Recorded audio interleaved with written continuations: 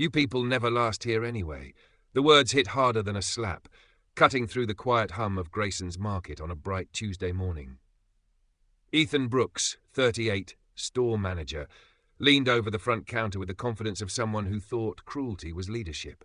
His tone was flat, but his eyes carried that tired arrogance, the kind that had never been challenged. Across from him, Lena Torres, 31, stood frozen, one yellow glove still damp, her cleaning rag clenched tight. She blinked twice, trying not to let the tears show. The mop bucket beside her shimmered in the sunlight, spilling through the glass doors. Customers kept walking, pretending not to notice. That was the worst part. Not the insult itself, but how easily everyone let it hang in the air. "Sir," Lena started quietly, "I just needed a minute to call my son's doctor. He's been..." Ethan cut her off. "Clock out if you want to make personal calls. This isn't a daycare." The sentence landed like a verdict. From the far end of the aisle, a man in a grey t-shirt paused mid-step. He looked ordinary. Dark jeans, baseball cap, no badge, no entourage. But his gaze was sharp, assessing. David Cole, 42, CEO of Grayson Holdings, the man who owned this entire chain, was standing less than 20 feet away, watching his manager humiliate an employee in public. He had come unannounced, undercover, just to see how his stores treated people when no one knew he was watching. Now he had his answer. Lena turned away, her shoulders trembling as she reached for the mop handle. "Please, I'll finish the floor." Ethan scoffed. "You'll finish when I say so. And wipe that face. Customers don't want to see drama with their groceries." The cruelty was casual, practiced. It wasn't about policy. It was about control. David took a slow breath, stepping closer. He'd seen this scene before, years ago when he was 29, cleaning offices after hours just to pay for night school. The same tone, the same dismissal. Back then, he didn't have power. Now he did. A small sound broke through his memory, a soft sob. Lena was trying to hold it back, pressing her glove to her face, pretending to sneeze. Ethan rolled his eyes. Unbelievable.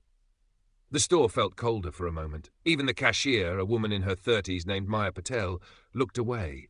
Uneasy, David reached for a small pack of gum, walked casually to the register. His voice was calm when he spoke. "Rough morning?" Maya hesitated. "You could say that." He nodded toward Lena, who was now silently mopping up near the entrance. "Does he always talk to people like that?" Maya glanced at the manager's office window, clear glass, blinds half drawn. "You didn't hear that from me," she whispered. "But yeah, he thinks fear makes people work harder." David's jaw tightened, but his voice stayed even. "Fear doesn't build loyalty." Before she could respond, Ethan's voice barked again from across the lobby. "Hey, mop girl, you missed a spot." The bucket handle rattled as Lena flinched. Her eyes were red now, but she kept working.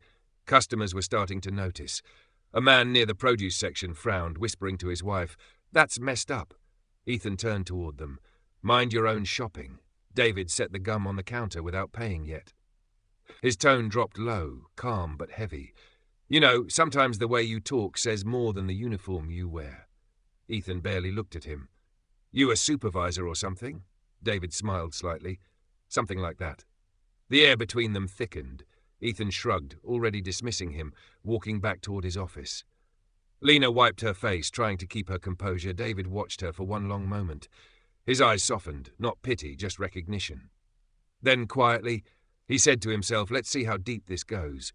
He reached for his phone, typed one line into a secure message, Branch 27. Observe. Don't intervene yet. The story had just begun. The sound of the automatic doors hummed behind him as David stepped deeper into Grayson's market. The air smelled of disinfectant and cold fruit.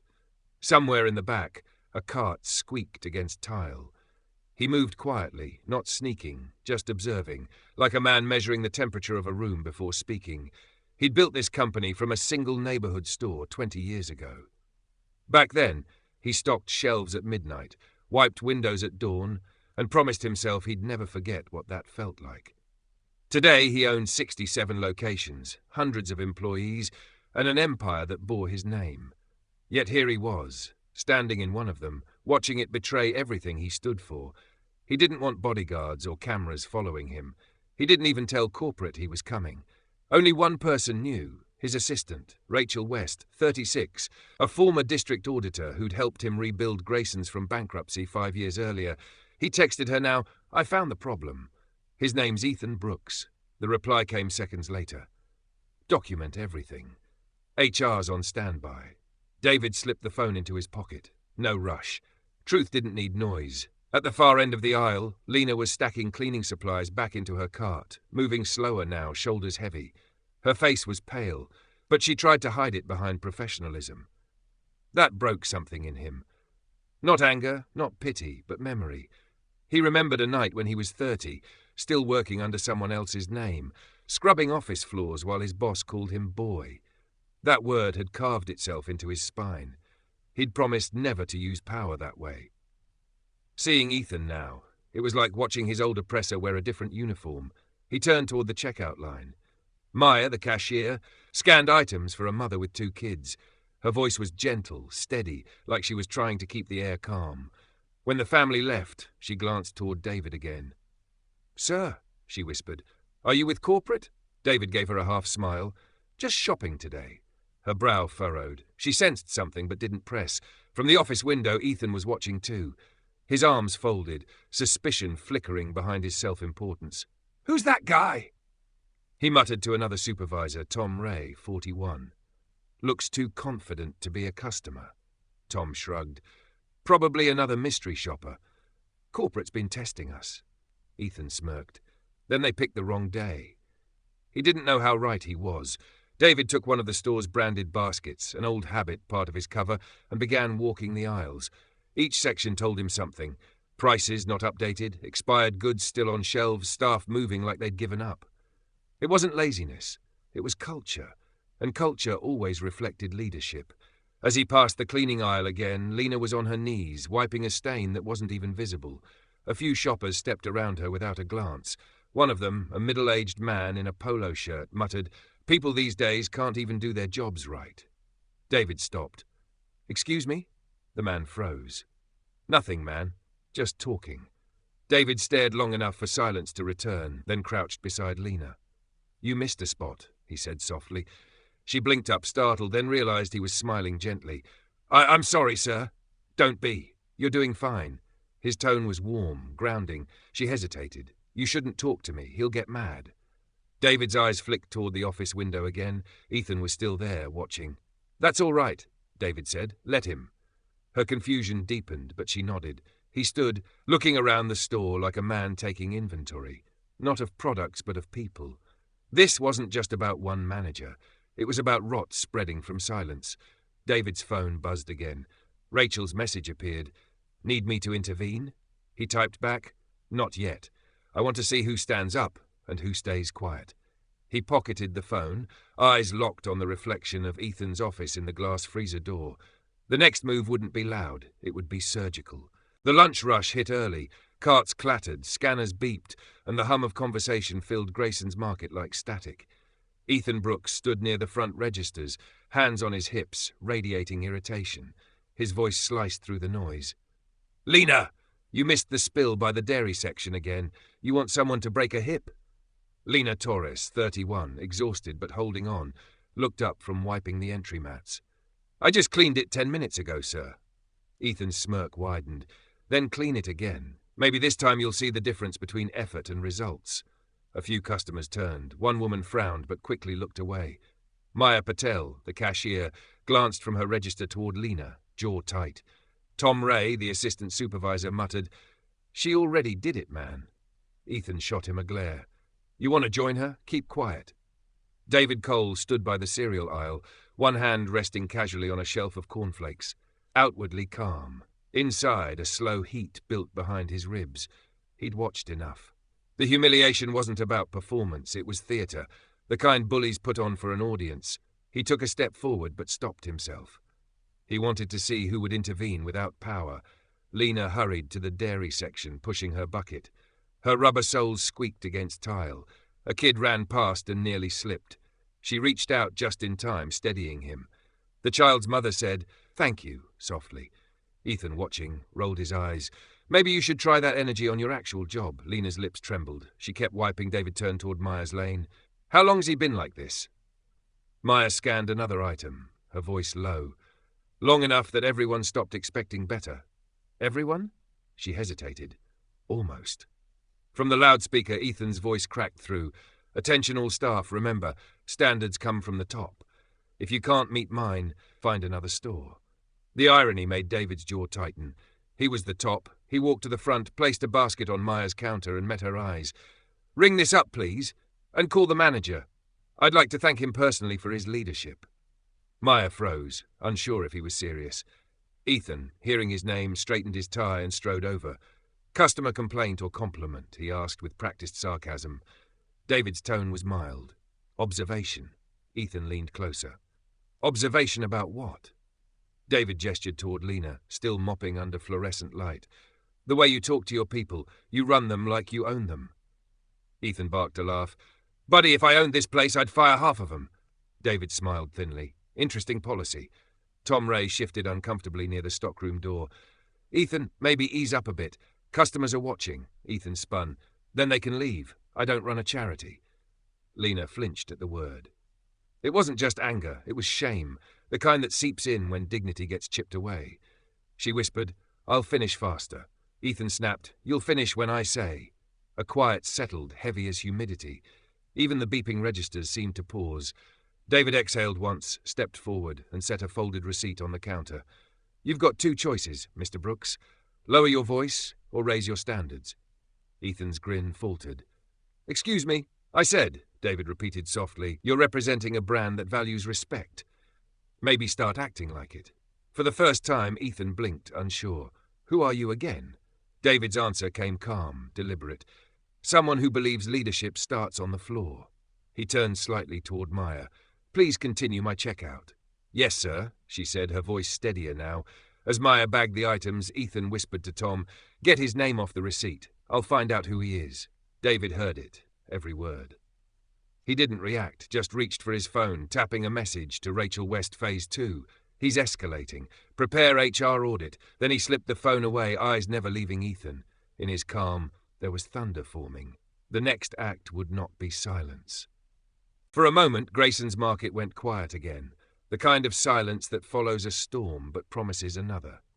Ethan Brooks stood stiff behind the counter, jaw tight, ego bruised but still burning.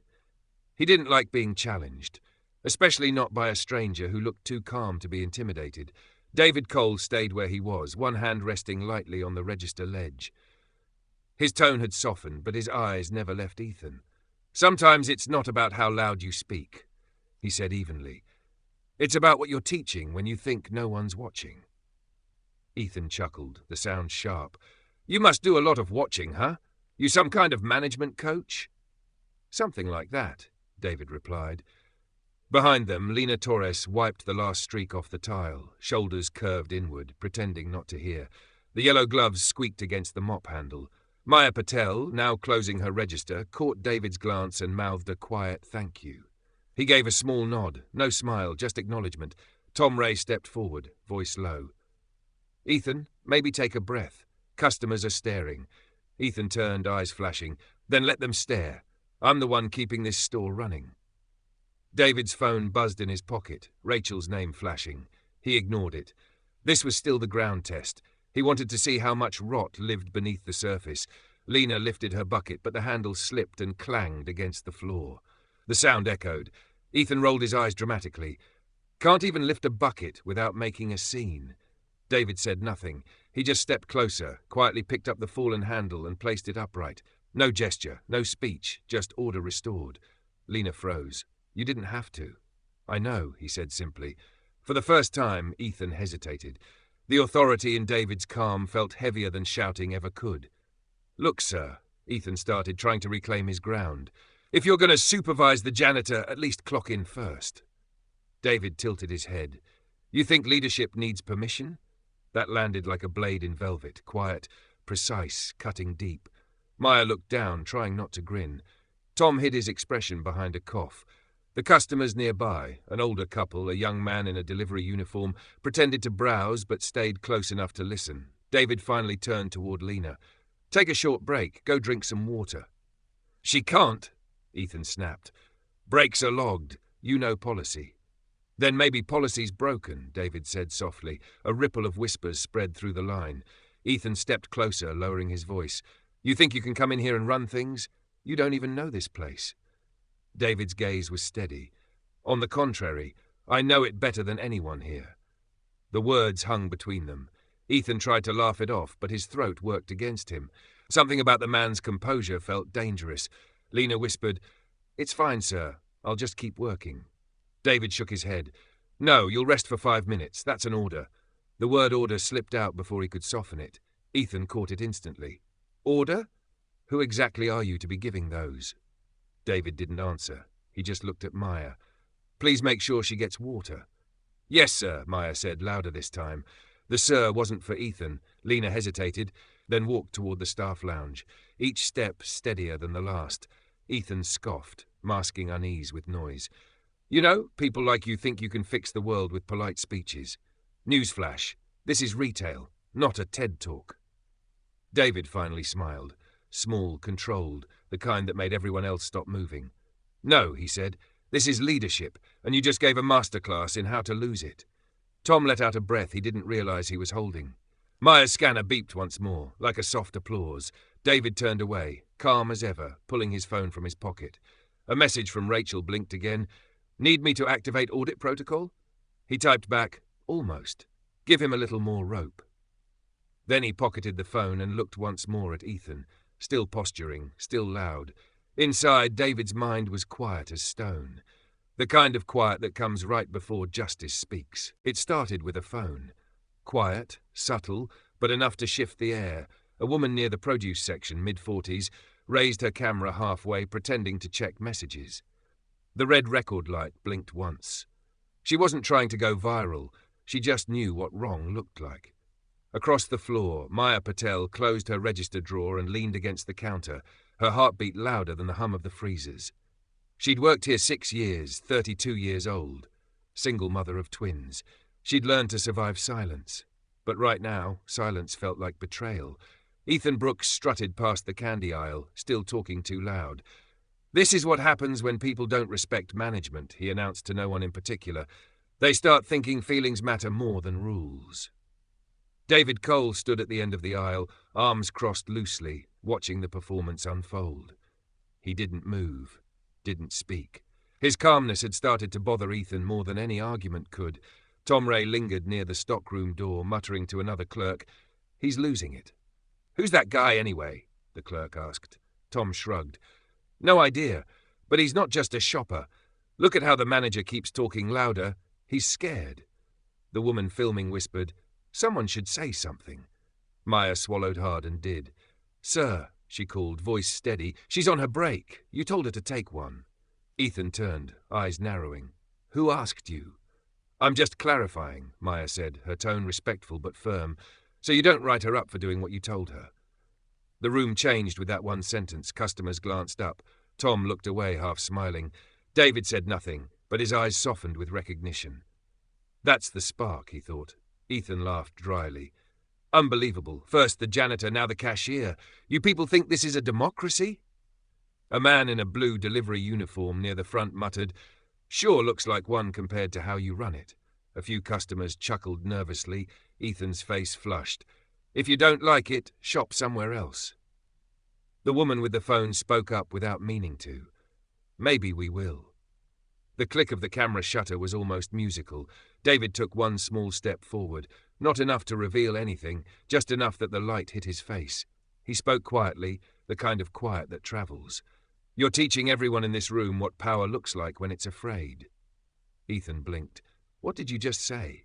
David's tone never rose. You think control is volume, but all you're doing is proving why people stop caring. The silence that followed wasn't fear, it was focus. Every ear in the room was tuned to his voice now. Ethan scoffed, trying to shake it off. You've got no idea what it's like to run this place. Maybe not, David said, but I know what it's like to build one. That line hit somewhere deeper than Ethan expected. His mouth opened, then shut again. Maya's phone buzzed with messages from other cashiers in the back room. Is someone filming? HR's gonna flip. What's happening out there? She typed back one word, truth. David looked around the store. Customers, clerks, phones raised discreetly. The crowd wasn't loud yet, but the tide had turned. The quiet had a pulse now. He turned to Maya, his tone gentle. "Thank you for speaking." She nodded once. "Someone had to." Ethan muttered, "You're all out of line." David replied softly, "No, we're finally in one." Tom chuckled under his breath, then caught himself. At that exact moment, Lena Torres reappeared from the break room, a small cup of water in her hand. She froze at the sight of phones recording, customers whispering, and her manager glaring at everyone. David met her eyes, calm but deliberate. "It's okay," he said quietly. "People see you now." For the first time since morning, Lena didn't look down. Ethan's voice cracked through the tension. "Everyone back to work, now!" But nobody moved, not yet. The moment had already shifted, and everyone in that store could feel it. The quiet didn't last. Ethan Brooks' patience, thin as tissue, finally tore. He turned toward Tom Ray, voice low but venomous. "Get security, now." Tom hesitated. "For what?" Ethan snapped. "For disruption. For insubordination. Pick a reason." Tom didn't move. He was 41, old enough to recognize when authority started eating itself. "You sure you want to do that, man? Cameras are rolling." Ethan's glare hardened. "Then they'll see what happens when people forget their place." The words were loud enough for everyone to hear. Phones came up higher. The woman from Produce didn't even bother pretending anymore. She held her phone steady, recording. A delivery driver near the exit started streaming live. Lena froze mid-step, still holding her cup of water. Her voice trembled. "Mr. Brooks, please. No one did anything wrong." Ethan pointed at her. "You don't get to tell me what's wrong. You're lucky you even have this job." David Cole, who had stayed silent through the storm, finally moved. His steps were unhurried, his expression unreadable, the kind of calm that fills a space when chaos runs out of breath. He stopped between Ethan and Lena, not imposing, just present. "Enough," David said quietly. Ethan turned, eyes blazing. "I told you to mind your business." David's voice didn't rise. "This is my business." The store seemed to hold its breath.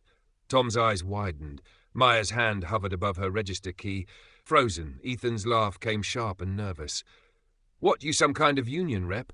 HR spy? Who do you think you are?" David didn't answer. He looked instead at Lena, then at the customers now gathered in the aisles. "Everyone deserves to work without humiliation. That's not policy. It's basic respect." Someone clapped, softly at first. A few others murmured agreement. Ethan's face flushed. "You think this is a game? This is my store." David's tone didn't change. "No, it's not." The words hit harder than a shout. Ethan blinked. "Excuse me?" David stepped closer. "It belongs to Grayson Holdings, and you work for them." Tom coughed into his hand, eyes darting toward David. Something clicked. "Wait," he said slowly. "Grayson?" Like Ethan's jaw tightened. Ethan started with conspiracy theories, Tom. But the crowd was already whispering. Someone said, "He doesn't look like a random shopper." Another added, "That guy's someone. Look how the manager's sweating." Ethan barked at the clerks, "Shut those phones off or you're fired." Maya spoke up, steady now. "You can't fire customers." The store erupted in nervous laughter, the kind that breaks fear's grip. Ethan slammed his hand on the counter. "Security! Get out here now!" Two guards, both mid-30s in grey polos, appeared from the hallway, confused. "What's the situation, sir?" one asked. Ethan pointed at David. "This man's harassing staff and disrupting operations." David didn't move. "Am I?" The guards hesitated. The senior one looked around. The phones, the crowd, the trembling janitor, and something in his stance changed. "Sir," he said carefully, "maybe we should de-escalate."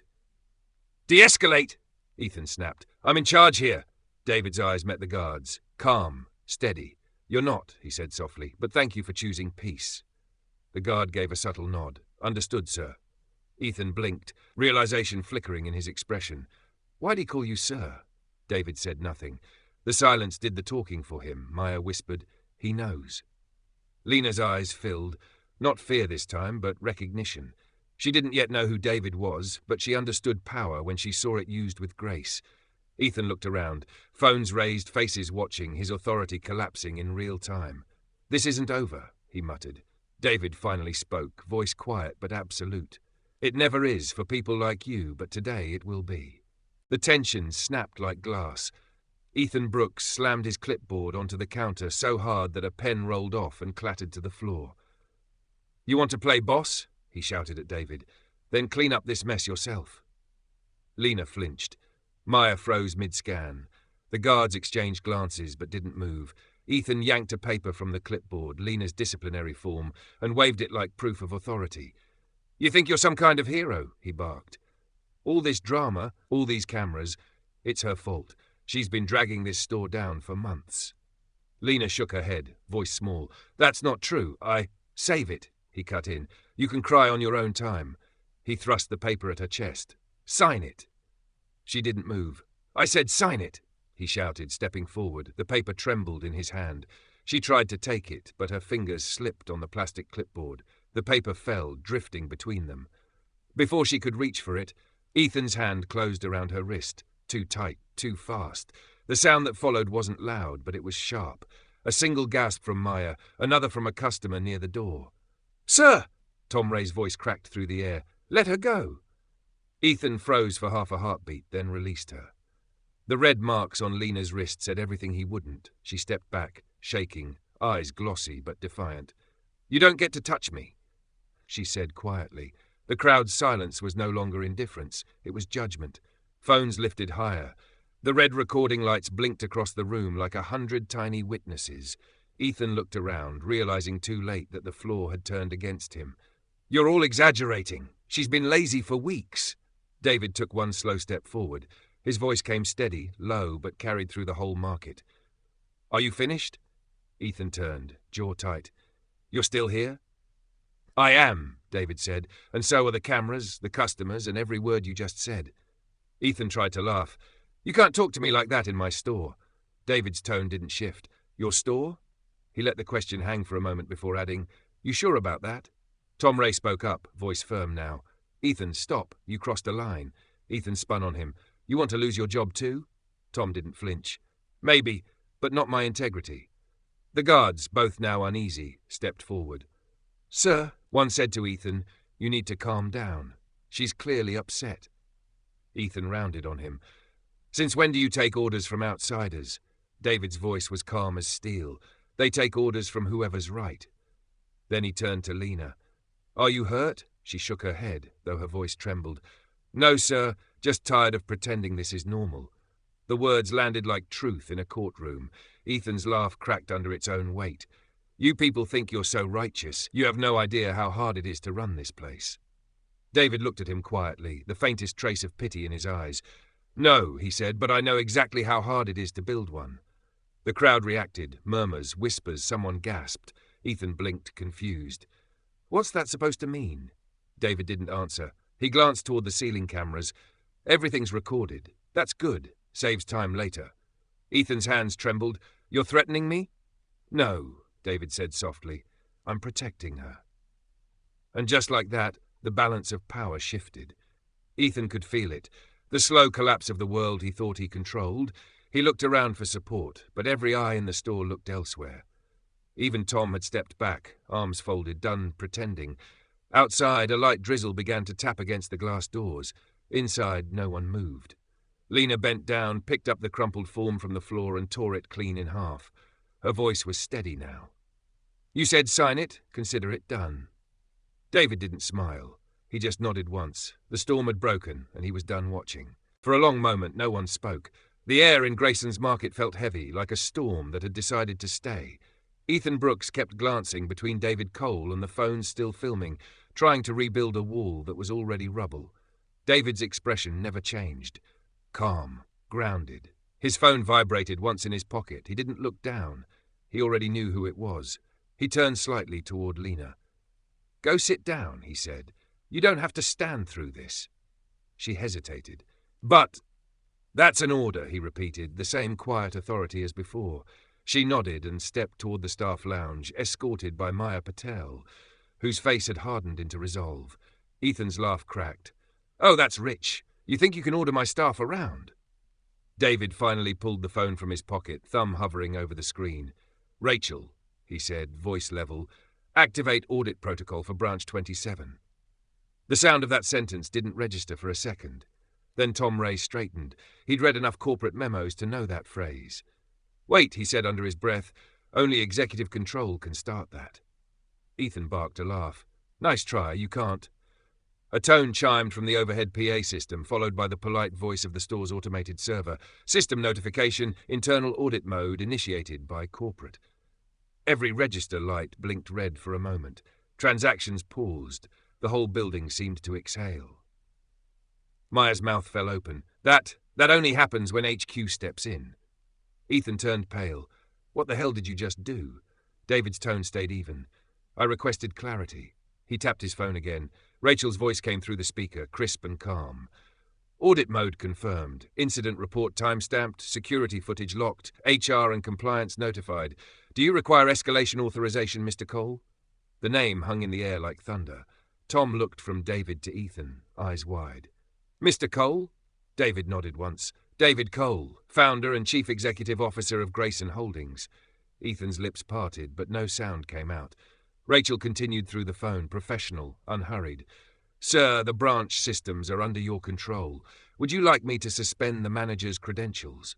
David looked straight at Ethan. Not yet. Let's finish the lesson first. The crowd murmured, half disbelief, half satisfaction. The woman with the phone whispered, He's the owner. Ethan's face drained of colour. You set me up. David shook his head. No, you exposed yourself. He stepped closer, voice calm but cutting. Do you remember what you said this morning? You people never last here. He paused. I've lasted 20 years, built every store, every system, every policy designed to protect employees you just humiliated. Ethan tried to regain footing. I was enforcing rules. David's gaze didn't waver. Rules don't require cruelty. Tom finally spoke, voice steady. Sir, for what it's worth, not everyone here acts like him. I know, David said, nodding once toward Tom and Maya, and that's why people like you will still have jobs when this is over. He turned the phone back toward his mouth. Rachel, log this conversation. Attach witness recordings. I want every second preserved. Already done, sir, Rachel replied. Ethan's shoulders sagged. You can't fire me on the spot. David's answer came quiet, absolute. Watch me. He typed a short command on his phone. A chime sounded from Ethan's ID badge. The light turned red. Gasps rippled through the store. David pocketed the phone.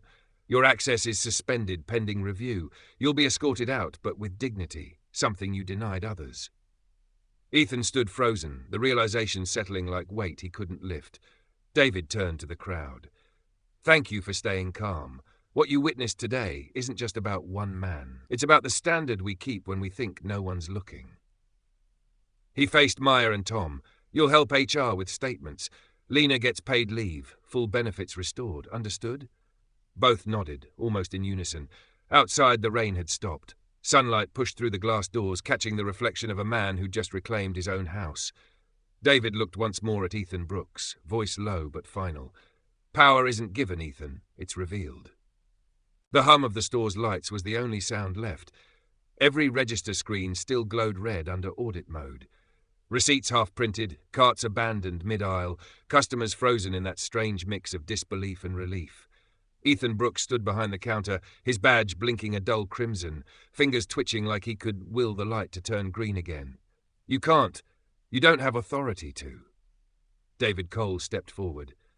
Ethan, he said quietly, look around you. The system just confirmed exactly who has authority. Rachel's voice still hummed faintly through the speaker on his phone. All internal access suspended. Legal is standing by. He muted the line, slid the phone into his pocket and turned to face everyone. For the first time since he'd entered the store, his posture shifted. Not defensive, not hidden. This was ownership revealed. I'm David Cole, he said, his voice calm but resonant enough to carry to the far end of the dairy aisle. I founded Grayson Holdings 19 years ago, in a two-room storefront not much bigger than this. I built it on one idea, that no one should ever be ashamed of the work they do. Maya exhaled sharply, realization dawning. Tom straightened his uniform. The guards stood at ease now, silent but respectful. David continued, I came here today because numbers looked fine on paper, but morale didn't, and now I know why. He turned toward Lena, who was standing near the staff lounge door, eyes wide. You didn't fail this company. It failed you. A murmur rippled through the customers.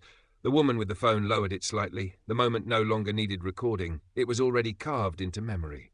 Ethan tried one last push, voice shaky. Sir, with respect, I didn't know who you were. That's the point, David replied. You shouldn't have to know someone's title to treat them with dignity. He walked slowly behind the front counter, studying the staff schedule pinned to the corkboard, the disciplinary sheets taped in neat rows. He pulled Lena's from the stack and tore it cleanly in half. The sound was small, but it carried like thunder. This isn't leadership, he said, holding up the pieces. It's fear disguised as management. Maya swallowed hard. Sir, thank you for coming in person. David gave a short nod. Thank you for speaking when it wasn't safe. That's how change starts. He turned to the security guards. Escort Mr. Brooks to the office. Let him call HR if he wants, but not from this floor. Ethan's face went slack. You're firing me? David's eye softened only slightly. I'm giving you time to think about what respect costs. Consider it paid in full.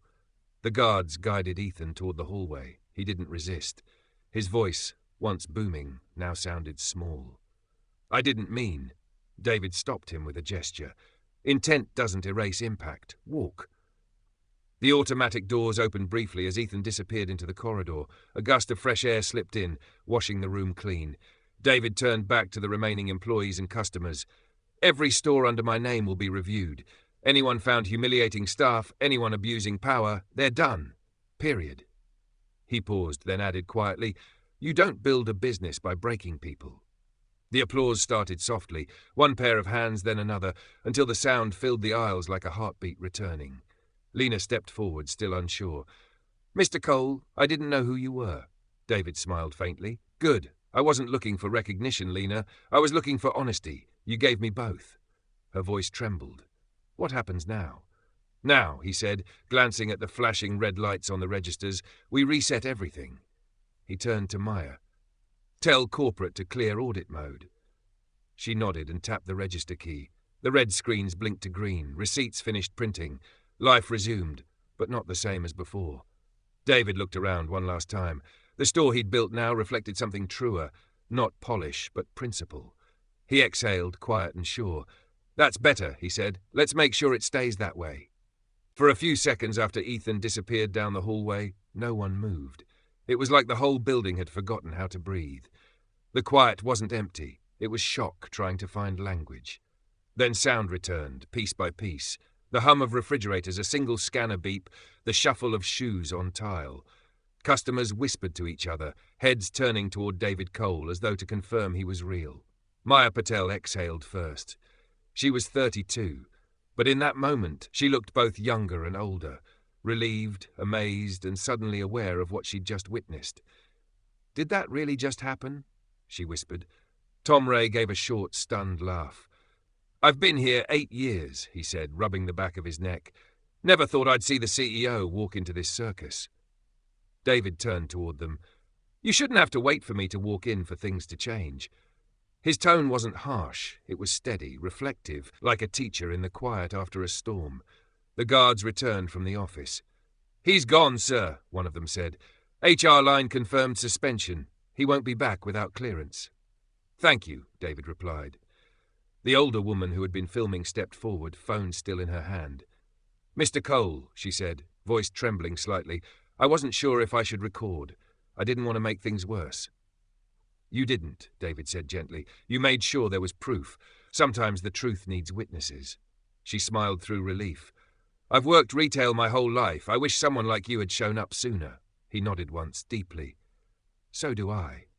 Across the room, Lena Torres reappeared. Her eyes were swollen but dry now. She hesitated, then walked toward him, stopping halfway like she wasn't sure she belonged in this new world that had suddenly flipped upright. The crowd made space without being asked. I'm sorry for all this, she said softly. David shook his head. Don't apologize for surviving something you didn't start. Her lips trembled. I just never thought anyone important would care. David met her eyes. Then let me fix that sentence. Everyone is important. Some people just forget until they're reminded. Maya wiped at her eyes, smiling faintly. Guess today was the reminder. The tension broke in small waves. A few customers applauded quietly. Others started talking again, the normal rhythm of a grocery store slowly returning. But the air still carried something electric, a memory of justice delivered right where injustice had stood moments ago. Tom turned to David. Sir, corporate will probably want a full report. They'll get one. David said. "But first, I want everyone here to go home early. Full pay. Let the rest of the city hear about what this team stood through today." Tom blinked. "You mean it?" "Completely," David said. "Clean floors can wait. Clean consciences can't." Lena let out a sound halfway between a laugh and a sob. "You really are who they say you are, huh?" He smiled. "Maybe. Or maybe I'm just someone who remembers what it felt like to be invisible." Outside, the rain had stopped completely. Sunlight slipped through the clouds, hitting the glass doors and scattering soft reflections across the floor. David turned to Maya. "Put a note on the entrance before you close. Just one sentence. What should it say?" she asked. He thought for a second. "We see you. That's enough." Maya nodded, blinking back tears. "Yes, sir." As the staff began to reset the store, David stood still for a moment, looking around, at the shelves, the light, the people finally standing tall. This was what rebuilding looked like. Quiet, honest, beginning again. He took a slow breath, then said softly to no one in particular, "This is the real audit," and we passed. By the time the store cleared out, the afternoon light had turned gold. Grayson's market felt different now, quiet but alive, like it had just remembered what fairness sounded like. The faint echo of applause still lingered in the aisles. David Cole stood near the front counter with his jacket draped over one arm, sleeves rolled to his elbows. The guards had left. Tom and Maya were cleaning up registers, and Lena sat at a table near the customer service desk, sipping tea someone had brought her. Her hands still trembled, but not from fear anymore. Rachel West's voice came through the phone again, calm and clinical. "Mr. Cole, HR has reviewed the footage. Termination package approved, immediate effect. Would you like me to schedule a press statement?" David looked at the floor for a second before answering. "No press. Not today. Let the work speak." He ended the call, slid the phone into his pocket, and turned back to the team. "Before we close, I want everyone to hear this clearly." Maya straightened. Tom folded his arms, attentive. Even the maintenance staff in the back peeked around the corner. David's voice stayed calm, but carried weight. "This store won't be run by fear again. We're rewriting the code of conduct. Every employee will have a direct HR line. No middlemen, no gatekeeping." Tom nodded slowly. "Sir, that'll change everything." "That's the idea," David said. "We built Grayson's to be family. Somewhere along the way, people forgot what that meant." He turned toward Lena. "You've been here 7 years, right?" She blinked, surprised he remembered. "Yes, sir." "You'll take over as interim supervisor for maintenance. Report directly to Rachel until we find a permanent manager." Her mouth fell open. "Sir, I'm just... You're someone who kept working when others stopped believing. That's who leads." Her eyes filled again, but this time with something steadier. "Thank you, Mr. Cole," he smiled faintly. "Don't thank me. Earn it. And when the next new hire comes in scared, you remind them of this day." Maya laughed softly. "You're turning a grocery store into a movie scene, sir." David chuckled. "If that's what it takes for people to remember how to treat each other, then so be it." Tom scratched his chin. "What about the other branches?" "They'll know," David said. "I'll visit them myself, one by one, but not undercover next time. Sometimes people need to see the face of accountability." The automatic doors hissed open briefly as the last customer left, sunlight spilling across the floor. David walked over, locked the doors manually, then leaned against the glass, watching the reflection of his staff behind him. People who, just an hour ago, had been afraid to speak. Now they were laughing softly, cleaning together, equal again. He spoke without turning around. "But I started this company with $40 and a borrowed mop. I thought success would mean never touching one again. Turns out success means remembering why I picked it up in the first place." Tom looked at him curiously. "And what was that reason, sir?" David turned, his gaze steady. "Because dignity isn't about what you do. It's about how you do it, and who you refuse to step on to get there." Silence followed, deep but peaceful. Lena set her cup down, stood, and whispered, "We won't forget." He nodded once. "Good, then I've done my job." Rachel texted again, one line glowing on his screen. "Legal confirms termination complete. Employee removed from payroll. Case closed." David stared at it for a long second, then typed back, "Not case closed. Lesson open." He pocketed the phone and took one last look around. "Lock up when you're done," he said to Tom. "Tomorrow we start fresh." As he walked out into the cooling evening, The neon sign above flickered briefly before glowing steady again. Grayson's Market, built with respect. The sky outside Grayson's Market had turned a deep amber, the kind of light that makes everything look cleaner than it really is. David Cole stepped into it slowly, shoulders relaxed for the first time all day. The automatic doors closed behind him with a sigh, sealing the noise of the store inside. For a moment, he just stood there, listening to the soft rumble of the city, the sound of tires on wet asphalt, life carrying on. He looked down the street where the sun touched every window, and it struck him. Leadership was never about how high you stood, but how low you were willing to go to lift others up. He thought of Lena, still inside, giving orders for the first time. Of Maya, already wiping down her station with pride instead of fear. Of Tom, whose silence had turned into courage. Rachel's voice came through the earpiece again, soft but certain. Audit complete. HR rollout in motion. You did what needed to be done. David smiled faintly. We did. They just needed to see that power isn't noise. Are you heading back to HQ? He looked at the reflection of the neon sign glowing steady now, built with respect. Not yet, he said. I'll take the long way home. I need to see how the other stores look in this light. Understood. Congratulations, Mr. Cole. He hung up without another word and started walking. The city breeze carried scents of coffee, gasoline, and something faintly sweet. Fresh bread from a bakery down the block. Normal life. The kind that most people worked hard for and few people ever really noticed. Behind him, Lena stepped outside. She'd changed out of her apron, her hands still damp from washing them. Mr. Cole, she called. He turned, smiling. Shouldn't you be celebrating inside? She shrugged. Just wanted to say thank you, not for what you did, but for seeing me. David's smile deepened. That's the job. Every leader's first responsibility is to see. She nodded, eyes glistening. Guess I'll have to start learning how to do that too. You already have, he said, and meant it. She looked back at the store. Feels different now. It should, David said. Places change when people remember their worth.